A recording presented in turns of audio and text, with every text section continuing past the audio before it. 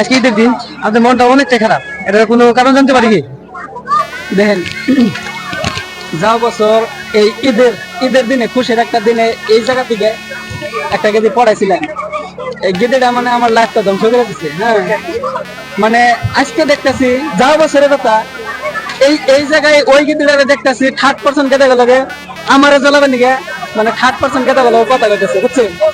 ও ভাবছে যে আমি কোনো বেলেগ গেদা গেল কথা বলে মানে আমি জ্বলব নাকি, ওই সে মানে 30% গেদে গেল কথা কইতেছে, বুঝছেন? তো মেয়েরা আপনার লাইফটা কেমনে ধ্বংস করলো আর কি জানতে পারি? তার মানে ভালোবাসার চোখ করে পড়ছিলাম, তার কথা বিশ্বাস করছিলাম, ভরসা করছিলাম। হ্যাঁ, আমার মানে এমন একটা সাহস দিছাল যে যত যাই হোক মানে আমার ছেড়ে দিব না। মানে ওর বয়স আছে আর কম, খুব একটা রিক্সের মধ্যে ও আমার কাছে আইভেন দিকে পুরো পাগলা হয়ে যায়, আমি না করে বারে বারে, তারপরেও খুব পাগলা হয়ে যায় আমার কাছে আইভেন দিকে। হ্যাঁ, তারপরে আমি ওর একটা কথা বলছিলাম যে তোমার নেহারি যদি তোমার ব্যক্তি কোনো কেস মামলা করে, হ্যাঁ, সে হয়তো জানে না যে ধৈর্যের ফল দুইটা হয়। হ্যাঁ, দেন পরবর্তীতে ওরা নিয়ে গেলাম। তারপরে কি হলো, ওকে ফ্যামিলি থেকে আমার নামে কেস করলো, অতি কেস করলো। ও যদি কেস না করতো তাহলে ওকে বাড়ির মানুষ তো আর জোর জবরদস্তি কেস করে আর না, বুঝছে? পরে কেস করলো, আমার উপর যে একটা বড় ঝড় যায়, মোটামুটি 1,30,000 টাকা বরবাদ হয়ে যায়।